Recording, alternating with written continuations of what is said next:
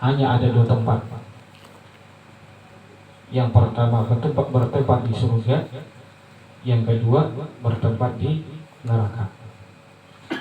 Barang siapa yang ingin sukses hidup di dunia dan akhirat, kita dianjurkan untuk berjalan di jalannya para nabi, di jalannya para aulia, jalannya Rasulullah SAW, jalan orang yang taat kepada Allah Subhanahu Wa Taala. Jadi di dunia ini hanya ada dua jalan. Sarah kita memilih anak 4 jalannya para nabi atau yang sebutinnya. Dan kesimpulannya ada 2, ada 3. Nama Wawang ada. Kalau Kang ada barangnya di Pepinjong aja. Harapan kita, harapan seluruh makhluk seberataan hendak keuntung dunia dan akhirat, hendak sukses dunia dan akhirat. Harapan orang berataan. Lalu bagaimana caranya kita hendak beruntung dunia dan akhirat? Kita dekati, kita paraki sumber keberuntungan tersebut. Sumber keberuntungan kita di dunia dan akhirat, sumber kesuksesan hidup kita dunia dan akhirat adalah baginda Rasulullah SAW, yang mana disebutkan laulaka ya Muhammad ma khalaqtul aflaq. Jikalau bukan karena engkau Muhammad, tidak akan aku ciptakan dunia ini. Allah menciptakan dunia ini, gesan Rasulullah ini ada di gesan kita. Karena cintanya kepada Rasulullah SAW. Pun kita hendak beruntung, kita berharap dengan Rasulullah SAW. Bagaimana caranya? Yang pertama disebutkan oleh para ulama, yakni dengan banyak membaca salawat kepada Rasulullah SAW. Orang yang banyak membaca salawat kepada Rasulullah SAW tidak akan pernah rugi, pasti akan mendapatkan hasil. Pasti diterima oleh Allah Subhanahu Wa Taala. Tidak mungkin tidak diterima. Kalau amalan yang lain perlu disortir lagi. Bila di sana tidak ada keikhlasan kepada Allah Subhanahu Wa Taala, akan dilemparkan oleh Allah Subhanahu Wa Taala. Tapi salawat kepada baginda Rasulullah SAW tanpa syarat, hatta orang riya, orang sombong, orang dengki, itu tetap diterima oleh Allah Subhanahu Wa Taala. Salawat tersebut. Dan dengan berkah salawat, Allah akan membersihkan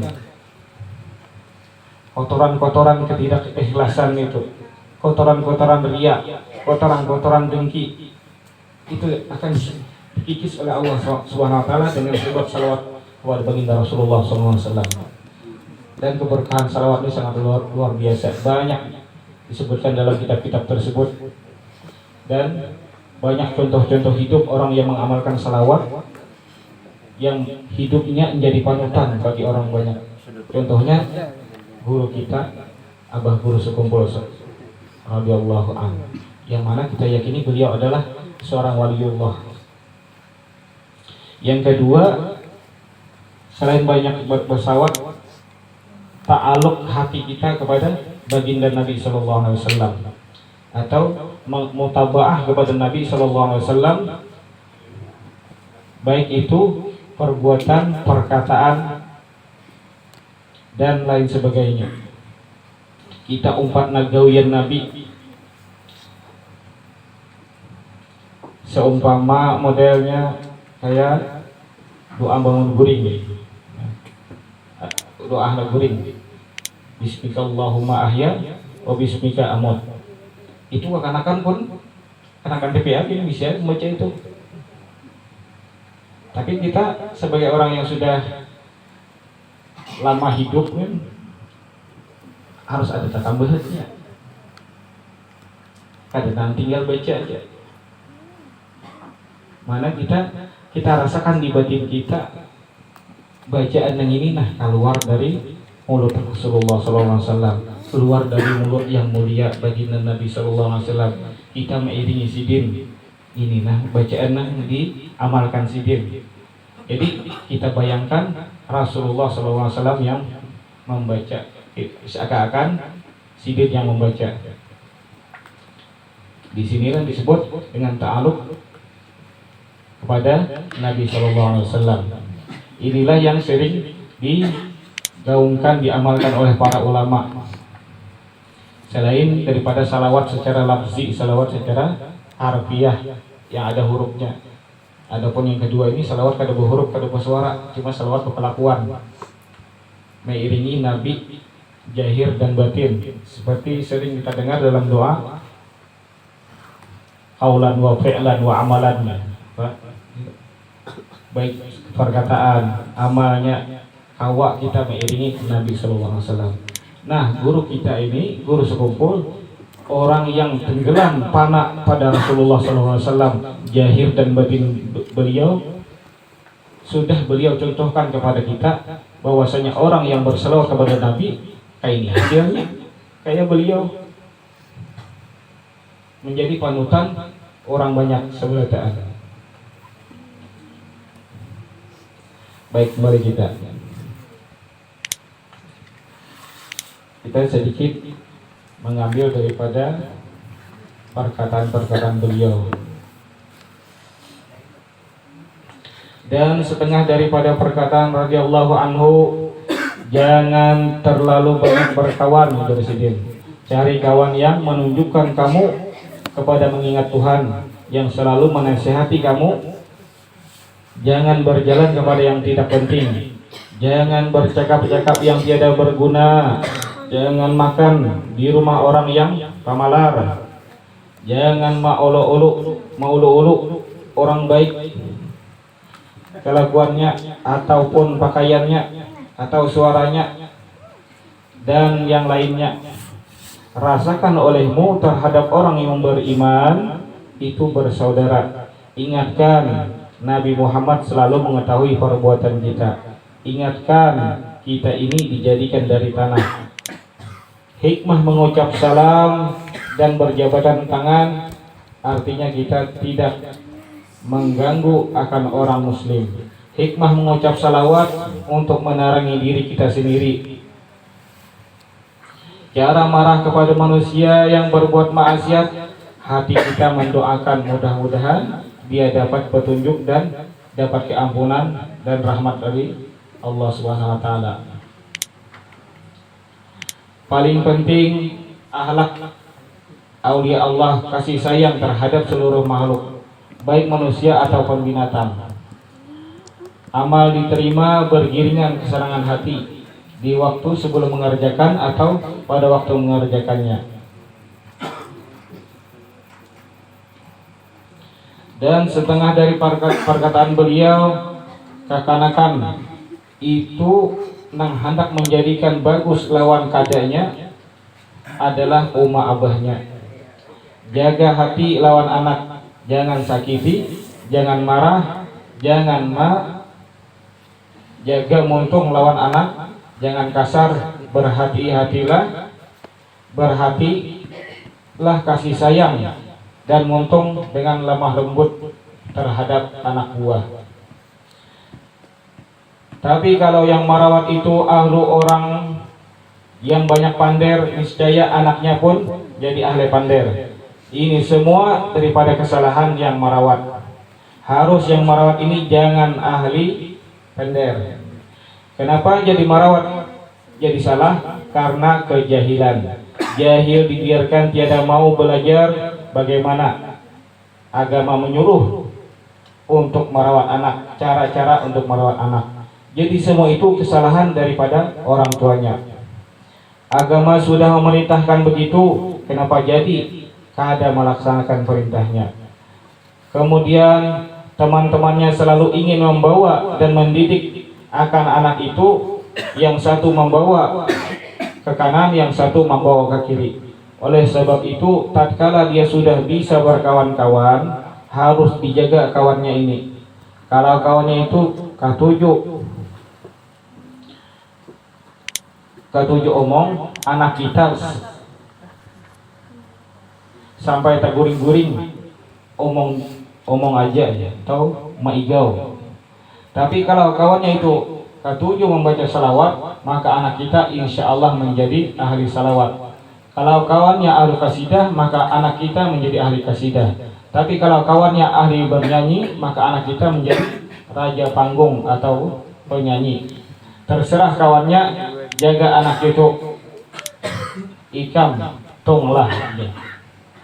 Jangan sampai makan minuman yang haram, apalagi modalnya haram, makanan, minuman, pakaian. Kemudian pulang potongannya badannya dan dicampuri dengan haram.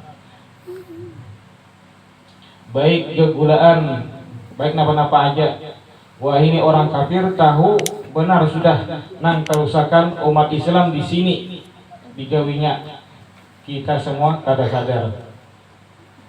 Setengah daripada wasiat beliau radhiyallahu anhu, hormati olehmu akan ulama dan baikkan sangkamu terhadap orang Islam, murahkan hatimu dan murahkan hartamu dan maniskan mukamu terhadap orang lain, dan jangan menyakiti orang lain baik dari segi badannya atau hatinya, dan mudahkan hatimu memaafkan kesalahan orang yang berbuat jahat kepadamu. Dan jangan engkau bermusuh-musuhan sesama umat Islam, dan jangan hatimu tamak kepada orang lain, dan berpeganglah hatimu kepada Allah Subhanahu wa taala di dalam mengkabulkan sekalian hajatmu, dan yakinkan hatimu bahwa keselamatan itu terletak pada yang benar. Dan jangan engkau merasa lebih baik dari orang lain sekalipun ia adalah orang kafir. Dan jangan engkau menggaduhi orang yang adu asah dan orang yang iri dengki kepadamu, melainkan serahkan saja semuanya kepada Allah Subhanahu wa taala.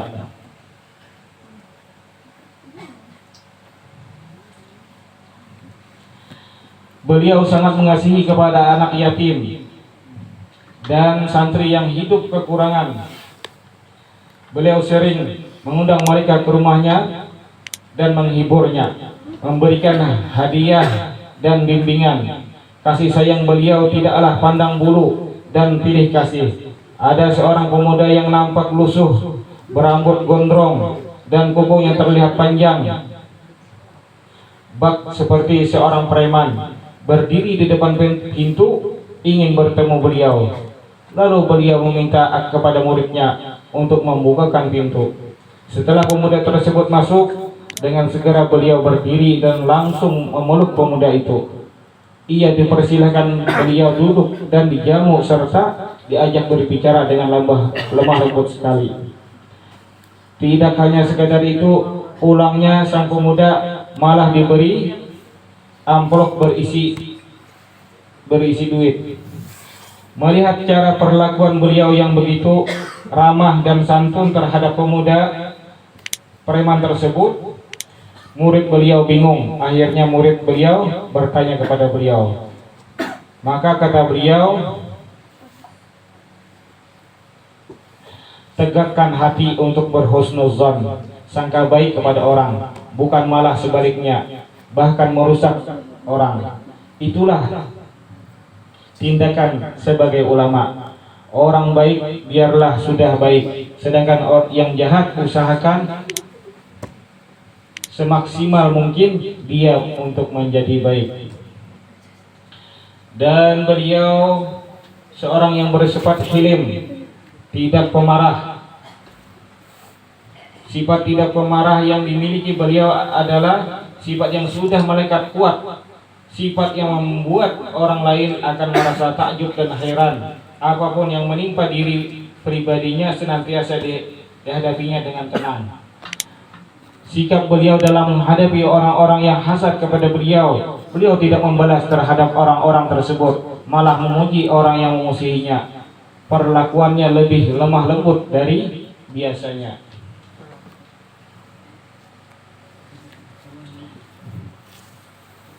Beliau orang yang bersifat tawadu, senantiasa bersifat rendah hati. Itulah mungkin salah satu yang membuat karisma beliau semakin memancar, karena sifat mulia yang satu ini akan membuat pemiliknya ditinggikan derajatnya oleh Allah Subhanahu wa taala.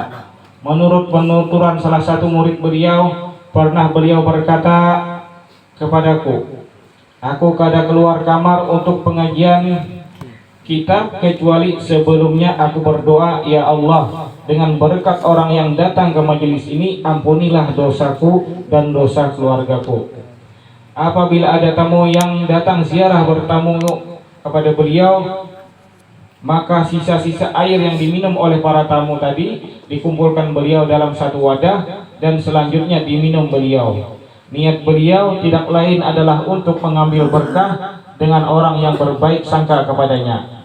Apalagi bila berhadapan dengan zuriat Rasulullah SAW, tidak peduli tua atau muda, alim atau tidak, beliau senantiasa bersikap merendah sebagai seorang ulama. Beliau tidaklah merasa dirinya lebih dari orang lain. Dalam setiap tindakan beliau selalu meminta pendapat dari guru-gurunya yang masih hidup, atau menunggu isyarat dari guru-gurunya yang sudah meninggal dunia. Walhasil bahwa keutamaan beliau sangatlah banyak. Perilaku utamanya sangat nampak, bahkan lebih nampak dari matahari pada waktu zuhur. Beliau wafat pada subuh hari Arba 5 Rajab tahun 1426 daripada hijrah Nabi Muhammad SAW, 10 Agustus 2005 Miladiah. Jumlah umur beliau 65 tahun Hijriah atau 63 tahun Miladiah, dan dimakamkan di samping makam Al-Alimul Fadil Al-Arif Billah Syekh Haji Muhammad Saman Mulia di Komplek Ar-Raudhah Sekumpul. Dan makamnya banyak dikunjungi orang dan dari berbagai daerah. Semoga Allah mencurahkan keridaan kepadanya dan kepada kita atas berkah keridaannya, menolong kita atas pertolongannya yang sangat luas. Amin ya rabbal alamin. Allah mansur nafatir ridwan alaihi wa midana bil asrari allati awda'taha ladaihi. La ilaha illallah wa rasulullah Syekh Husaini bin Abdul Ghani waliyullah. Allahumma shalli wa sallim ala nabiyil amin sayyidina Muhammad wa ala alihi wa sahbihi wa sallim ajma'in. Akhirul kalam, mudah-mudahan dengan pembacaan manaqib ini Allah mau memberikan keberkahan kepada kita semua dan dimudahkan kita untuk mengikuti jalan beliau, jalan yang telah dijalani oleh beliau, sehingga sukses kembali kepada Allah SWT dengan penuh keridaan,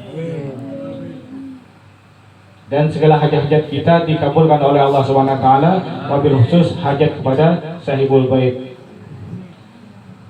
Barakatin Nabi sallallahu alaihi wasallam. Al-Fatihah. Alhamdulillah.